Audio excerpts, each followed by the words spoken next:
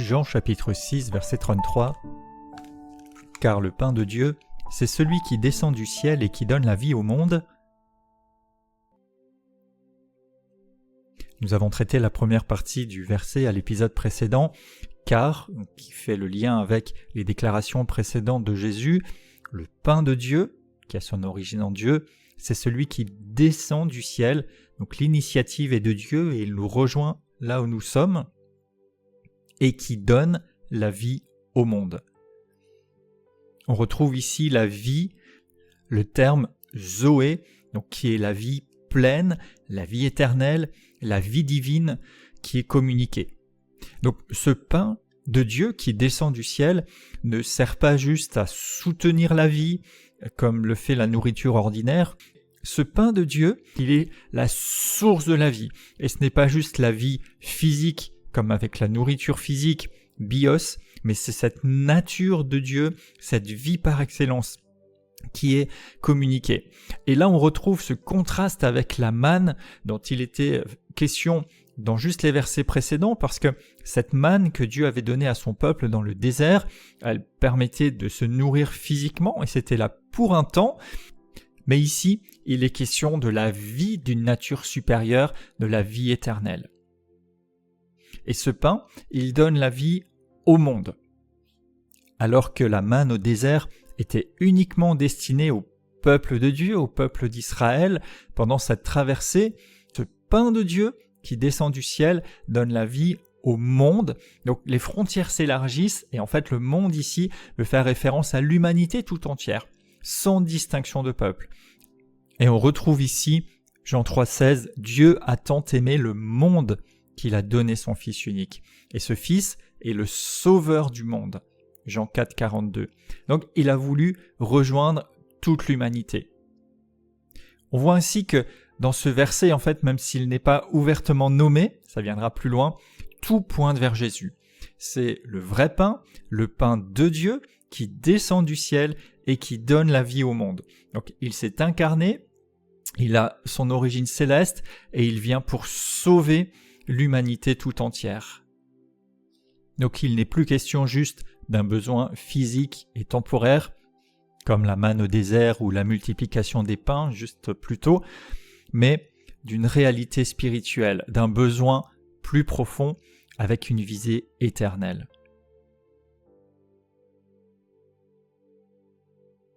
Ce pain donc qui vient de Dieu, qui descend du ciel, il donne la vie, non seulement il l'entretient. C'est vrai que la nourriture permet de soutenir notre vie physique, mais ici, il veut donner davantage. Et en fait, sans ce pain, sans cette vie que Jésus communique, c'est comme si nous n'étions pas en vie. Éphésiens 2:1 dit « Vous étiez morts par vos offenses, pourtant vivants, mais morts spirituellement ». Et dans ce cas-là, ce dont tu as besoin, c'est pas juste d'un supplément, d'un petit quelque chose qui vient par-dessus, mais c'est véritablement d'une puissance de vie qui transforme tout. Et en réalité, ce que Dieu offre, ce n'est pas juste d'améliorer un petit peu notre vie, mais c'est de nous communiquer sa nature de vie, la vie divine, la vie éternelle. Est-ce que la foi, la prière ou le christianisme est juste un moyen de se sentir un peu mieux et d'avoir des petites choses en plus? Ou est-ce que véritablement, je me dispose à recevoir de Dieu la vie que je ne peux pas avoir par moi-même ni nulle part ailleurs? Il y a ici le besoin physique, mais le besoin spirituel. Et Dieu prend plaisir à pourvoir aux deux. Il n'y a bien sûr rien à redire au fait d'être pourvu et d'être comblé dans nos besoins naturels, mais il y a tellement plus qui est cette vie divine, cette vie Zoé. Et Dieu s'intéresse aux deux. Dieu s'intéresse à manifester sa bonté, sa puissance, et toute l'Écriture témoigne dans le sens de la provision, dans le fait d'être pourvu dans cette vie, mais tout cela porte vers la vie éternelle, vers beaucoup plus que seulement des réalités passagères. Ce pain, ce don, s'adresse au monde. Ce n'est pas juste pour quelques personnes, ce n'est pas juste réservé à certains, ce n'est pas non plus pour une espèce d'élite, et on ne peut pas d'une certaine façon confisquer ce don ou cette relation avec Dieu comme si c'était réservé à certains. Non, Dieu a tant aimé le monde et cela nous donne l'assurance que quand nous nous approchons par la foi et dans la confiance et dans l'abandon à Dieu, eh bien nous sommes concernés par ce pain qui donne la vie au monde. C'est disponible pour tout à chacun et cela devrait aussi nous ouvrir à le partager autour de nous. Ce que nous recevons de Dieu, cette vie en abondance, cette vie divine, eh bien, dépasse nos propres limites et s'adresse aussi à tout à chacun. Est-ce que j'ai vraiment confiance que je fais partie du plan de Dieu et je me dispose à recevoir le don de Christ et sa vie divine? Et est-ce que je permets aussi à tout à chacun d'être mis au contact de cette réalité et de cette vérité de la bonne nouvelle? À nouveau, l'accent n'est pas seulement sur quelque chose qu'on reçoit, mais sur Dieu qui donne ce pain et qui donne la vie au monde.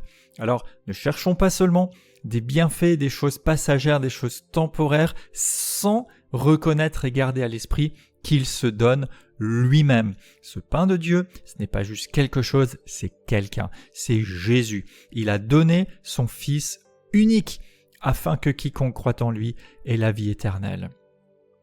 Est-ce que je le reçois lui? Est-ce que je le cherche? Est-ce que je suis en communion avec lui? Seigneur, je veux vivre de toi. Je veux recevoir ce pain que tu es et qui donne la vie et permettre que d'autres le trouvent. Je crois que Jésus est le pain venu du ciel qui donne la vie au monde. Je reconnais que sans lui, je n'ai pas la vie véritable. Je crois qu'il me communique cette vie divine. Je renonce à la médiocrité, à limiter Dieu, et j'accueille son don et sa nature de vie, pour moi-même et pour tout à chacun. Je reçois la vie de Dieu, je lui permets de se manifester pleinement en moi, je me nourris de lui, je reste en communion avec celui qui est ce pain qui donne la vie. Amen.